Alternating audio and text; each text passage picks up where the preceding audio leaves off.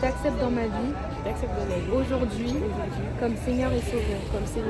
Amen. Voilà. On peut faire un câlin? Évidemment. Je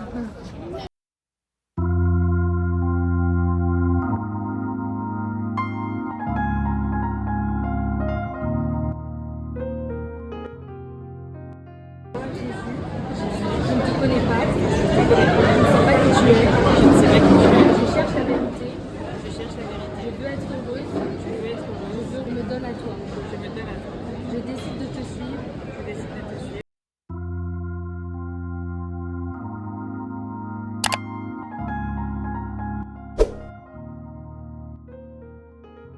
Donc là, on est au centre commercial. On va aller vers des jeunes. J'espère qu'on va en trouver parce que c'est un peu la période des fêtes pour annoncer la parole en direct. C'est parti.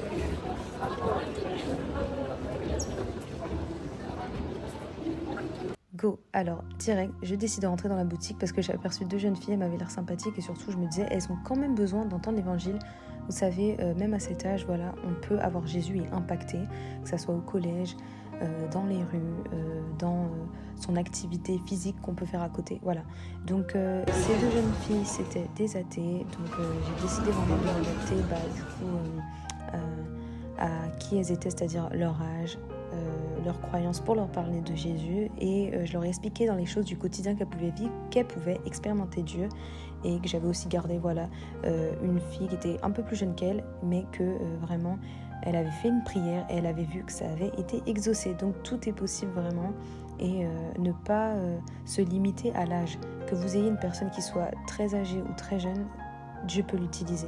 Donc vraiment, n'hésitez pas soit à annoncer la parole ou toujours à laisser un petit flyer ou même un évangile pour que les personnes puissent être touchées. Mais on sait qu'elles sont déjà touchées et on sait que le Seigneur fera grandir ce qu'il a planté dans les semaines, dans les mois ou dans les années à venir. Donc c'est toujours une joie de partager l'évangile. Et vraiment, elles étaient très mignonnes, très contentes à la fin. Et voilà, je pense qu'elles sont reparties du centre commercial avec un souvenir super particulier. Et je partage mes réseaux sociaux pour qu'ils puissent être encouragés dans leur foi. Donc là, on vient de parler à quelqu'un qui était anglophone. Cette personne, elle était anglophone et justement, elle avait plein d'églises, etc. Dans cette situation un peu précaire. Donc, on s'est permis de prendre ses contacts et de pouvoir tout simplement l'orienter vers une église pour qu'il puisse être proche de frères et sœurs parce qu'en vérité, il n'est pas forcément... il n'est pas forcément proche de Dieu comme il était dans son pays natal. Donc, le but, c'est de l'aider. Et les évangélisations, c'est pas toujours que parler à des non-chrétiens, c'est aussi parler à des chrétiens, soit qui sont rétrogrades, ou soit qui n'ont pas de communion fraternelle. Donc voilà, on continue maintenant dans la rue.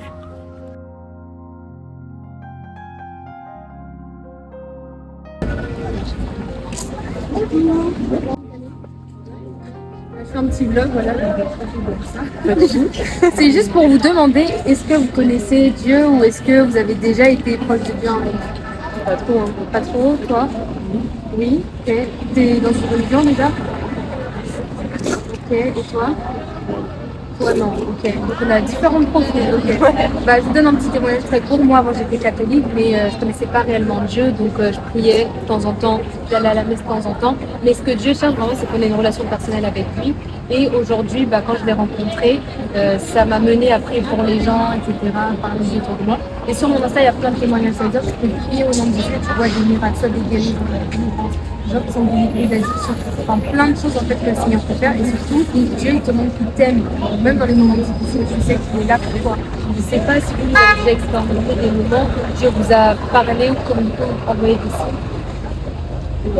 Non. Est-ce que tu as essayé de te rapprocher de Dieu? Pas non plus, hein. J'ai déjà fait, j'étais baptisée et tout. Mais... Ok, c'est pas suffisant. Et toi, comment tu vis ta foi? Tu es proche de Dieu? Est-ce que tu sens un impact? Tu vis ta vie? Ouais, Tu vis ta vie. Et toi? Moi, Et toi, tu as des croyances quand même. Les trucs des ancêtres, tout ça et tout, ça te parle? au Bénin. pas du tout. Mais est-ce que dans ta famille, il y a des gens qui... Ouais. À toi? Ouais. Ok, et toi, t'es pas du tout dans un mouvement? T'as jamais été aligné ou dans... Si. Et qu'est-ce qui te bloque du coup? Je sais pas. J'ai pas l'impression d'être bloqué en fait. Il y a ce qu'il y a de nécessaire.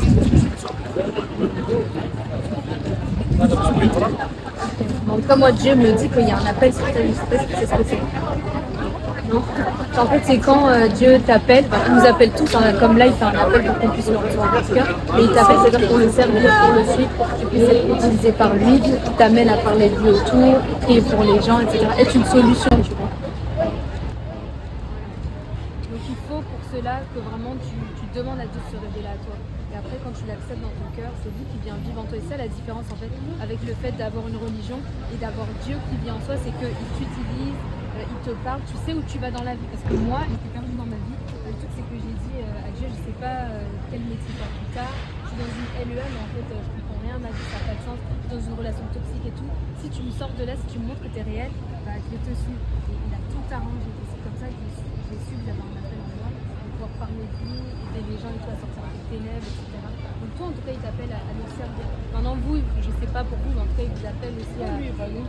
Bah, vous aussi, mais dans un sens où il y a des personnes qui sont appelées à guider le peuple, tu vois, c'est différent de quelqu'un qui croit et qui fait des choses qui sont bien autour de lui, c'est très bien. Mais quand tu as un appel, c'est juste que tu as cette responsabilité qui pose sur toi. Mais en tout cas, est-ce que vous voulez accepter Jésus-Christ? Oui. Ok. Toi? Ça dépend ce que ça Est-ce que tu veux te... Bah, ça implique juste de te Allez, laisser les belles guider. princesses, acceptez Jésus, le beau prince qui est là. Est-ce que toi aussi tu veux le connaître et avoir vraiment la vie de Dieu en toi? Oui. Et toi? Est-ce que toi aussi tu veux le suivre? Tu veux en 2025 prendre des nouvelles résolutions et suivre Dieu, le connaître, bah, si t'appelles, hein. Si tu refuses, tu vas tourner en rond. Mais franchement, j'ai jamais autant avancé dans ma vie. Sur le plan professionnel? Tout. Donc, je verrai. Tu verras, ok. Bon, en tout cas pour vous, je vous donne un petit... Ouais. Je vous donne un petit évangile. C'est l'évangile de Jean et ça parle de la vie de Jésus. On partagera. Ok. Toi tu veux le dire?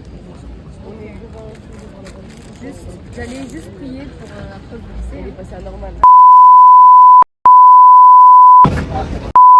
Donc je prie Seigneur pour toutes ces personnes qui sont réunies. Je sais que tu as un plan pour eux, Seigneur, que tu les aimes et je veux les amener, Seigneur, dans ta direction. Et je prie particulièrement pour que tu puisses vraiment, Seigneur, la toucher maintenant, qu'elle puisse te comprendre, que tu puisses te révéler à elle, Seigneur. Et est-ce que tu peux faire cette prière avec moi? Bien sûr. Ok, bah, je vais prendre tes mains.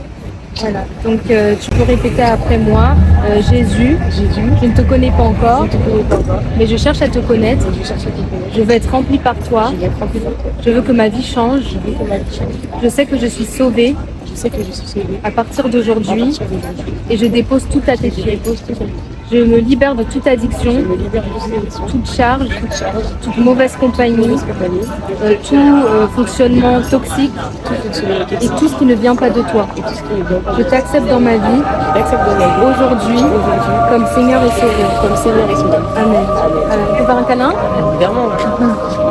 Voilà, et maintenant il va te guider, il va te parler. Il y a des choses qui doivent disparaître de ta vie, mais ça c'est un processus. Ça veut dire qu'il vous aime déjà tel que vous êtes et au fur et à mesure il te dit quitte ça, quitte pas ce. Voilà, donc on se retrouve aujourd'hui encore pour une nouvelle journée d'évangélisation. Donc c'est parti, on va aller parler à plein de jeunes dans le centre commercial et j'espère qu'on va gagner beaucoup d'âmes pour le Seigneur maintenant. Et que toute la gloire vienne à Dieu. Amen.